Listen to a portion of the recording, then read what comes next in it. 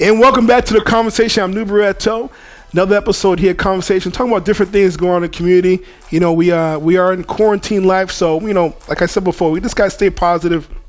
And one thing we could do is, sports is not on, but we can reminisce about sports, and that's what we've been doing the last couple weeks or so. And I'm here with a special guest, actually one of Brockton's finest, former school committee member and a baller himself, Brett Gormley. Brett, thanks for coming on the podcast with us. Hey, thanks for having me. So, Brett, there's been a social media, a good, healthy discussion about, some of the best basketball players to ever come out of Brockton. And I was just talking to Mario. We kind of discussed the 2000s. Isn't that crazy? It's 2 decades, the 2000s now. We're talking about 2000 2020. So yeah, now I feel old. Yeah, I mean, like, wow, like, oh man, 2 decades. So we kind of want to talk about, the 80s and 90s, and I guess that's what year were you, Brett? I graduated from Brockton High in 1998. Wow, okay, so geez, that was 22 years ago. 2 years, huh? That was 22 years ago. Wow. Yes, thank you for reminding me. But bro, we're before we get into the 90s, I kind of want to chime in on this one. So we're talking about the best basketball players coming out of Brockton in the 2000s up until 2020. I said you really can't pick one, but I thought one of the best scorers in Brockton that I saw, I thought was Gerard Devon. He was on that 2009 undefeated team. I thought he kind of played like a Kawhi Leonard. Who do you think was the best scorer coming out of Brockton? Well, I mean, if you're going to go purely by numbers, it's Jonathan DeVivier. Yeah. You know, he scored 1,000 points. He's only the second player in the history of the school to score 1,000 points. So I would have to say him, but I mean, Gerard was amazing. Lewis Motz, who was a teammate, was great too. Absolutely. That was a great team. And but Gerard, I love watching him play because he was so aggressive. You know, he could shoot, he could take the ball to the hoop. He was strong. And he was not afraid of anybody or the moment. Right. He reminded me of Kawhi Leonard. I mean, just wasn't the quickest, but just played tough. Yep. You know, I think that was the best team the last 20 years. I remember in Brockton. I mean, that 2019, they lost in the Garden to Lynn English, actually. But the 20 was it 2012 when they went all the way to the state championship. That was a really good team. You know, they weren't very highly regarded individually because those guys that you mentioned, that team with Gerard and Lewis and some of the other guys, Timo, those R.I.P. Timo. Right. They were a great group of guys. Everybody knew they were coming up and were going to do well. I coached some of them when they were little, and we all knew they were going to be good. But this group, with Savon Houston, Jaleel Moise, Jalen Blakely, Pookie Baker, some of who are the other guys, Bubba Shelby, right. coming off the bench. They were a team that nobody saw coming, and they almost pulled off a huge upset. So they got to definitely be up there in the conversation for that. Right, that time period. They had the lead actually in the second half. I think they're up by like 10 points or so. Then they did. They just kind of, they didn't capitalize on opportunities, and Central just got hot too. They started bombing away. Right. So let's talk about your era, the 90s. Who's some of the top players in the 90s that you think should be in this argument right here? Top 3 off the top of my head: Ben Mitchell, Sterling Marshall, Jamal Burke. Probably the top 3. Curtis Bostic. He's probably the top. No, that's the center from the '86 team, right? No, that's Curtis Jackson. Okay. He was a 6'10" center. Played at DePaul, I believe, or Duquesne. I can't remember which one. One of those French-sounding Midwestern teams. He actually, unfortunately, recently just lost a leg to an infection while he was camping. Yeah, pretty sad. But he was a great guy from what I've been told. I know some of the guys from that team. But, yeah, Curtis Bostic played for Cincinnati. He played professionally after that in Venezuela, I think. I'm not sure where else. And he was the strength and conditioning coach at Cincinnati after he graduated. Went to the Final Four.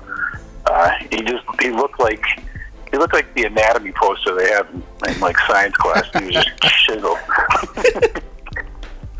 So, well, you played 98. How far did your team go? Your team was pretty stacked. Was that the year with Billy Gomes? No, they're young. They were freshmen when I was a senior. Okay. My team was good, but we were the only team to beat Attleboro that year, who won the state championship. But we ran into English, who that year had a really good group of sophomores. Who 3 of them ended up playing Division I. Raheem Lamb was one of them. And they had Boo Rice was their point guard. Was it Boston English good. Or Lynn English? The Boston English. Okay, yeah, we lost to them.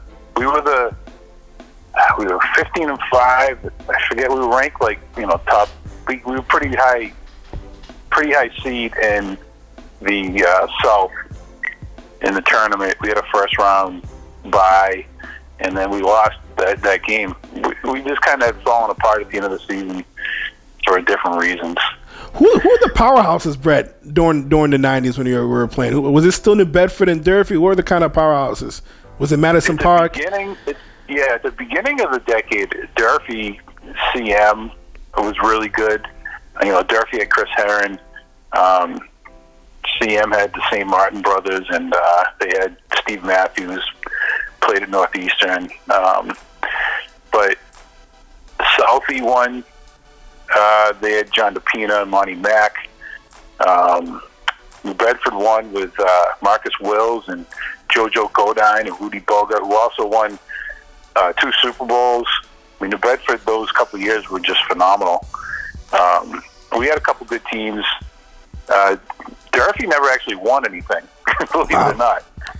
I feel like Durfee had a little run in the 90s with the Herron brothers, but then and that was really it. Yeah, Mike Herron, I think he might have won a state championship. He was very good.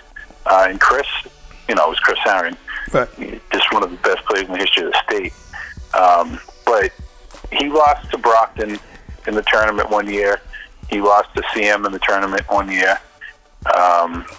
He never made it. I don't think he ever won a state championship.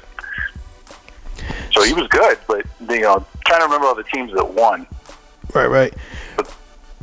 Brett, let me ask you a question. Those were the ones in high school. Let me ask you a question. Let's settle this. Top 5 players in Brockton history. Ooh, all right. I'll go way back. You gonna start from 5 to 1 or 1 to 5? Let's go 5. Ooh. I don't know if I can order them. Okay, all right. But I think I can have 5 because I have only seen maybe one of these guys play. Okay. But Steve Sarantopoulos is the guy who's supposedly the best player in the history of the school. That's what all the old timers tell me. He's the only other 1,000-point scorer besides Jonathan. Mm-hmm. I guess you'd have to throw Jonathan in there. In terms of numbers, absolutely, yeah. Yeah. I mean, each era is different. Competition, the level goes up and down.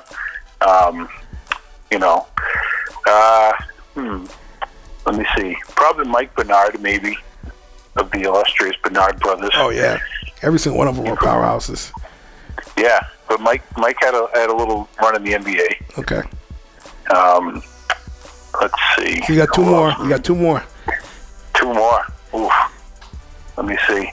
There's a lot of guys in that 85 team that could be considered, but they were so loaded. It's hard to tell who's the best one out of that group. Right. But that's a tough one. So I'm thinking Mike Shelby, Ben Mitchell, Curtis Bostic, definitely, part of that last 3. Then you got guys like Louis Mont and Gerard, who you talked about. That's a tough one. Right. We didn't mention who are some of the top female players come out of Brockton. I feel like the best player to come out of Brockton for females, I would go number 1, Taryn Johnson, and I'd put Tiffany Huggins there too, along with Shantae Bonds. Tough. Yeah, that's tough. I mean, Shantae, Tiffany, I got to see play a lot. I played a lot with them and pick up because they're a little bit younger than me, and they used to play with us all the time. That's why they were so good. They could keep up with the guys, and we had no problem letting them play with us. Right. They were really good. But before that, I mean, Michelle Donovan played at Stonehill. Was one of the best players in the history of Stonehill. Angela Crowder, who played at BC, who was married to Ben Mitchell for a time. They have a daughter together who played at Wolverines. Naira, who was a good player. Or did you call Wolverines? I don't know. She might have went to Archie's. But who else? Taryn. I coached Taryn. I was lucky enough to coach her. She was amazing. I think she was the most dominant. I mean, and I'm going back. I go back to probably Shantae Barnes, Tiffany Huggins. I don't remember earlier, so I'm kind of going back maybe 20 years. Yeah, I mean, within that time frame, yeah. I mean, Taryn is definitely the best.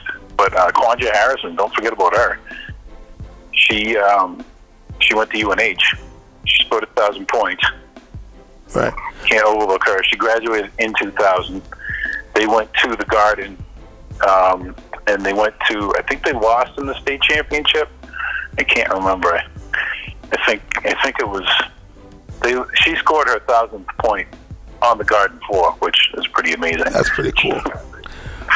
Well, I guess the good thing about this argument, Brett, is that there's no winners and losers. So right. It's one of those things, which was a cool conversation because we could go on talk about this forever, but we can't. But I want to thank you for coming on the podcast.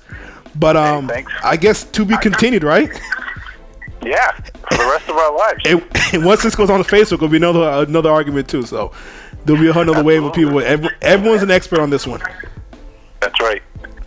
Brett, stay safe. Wash your hands. You too. And Godspeed, whatever that means.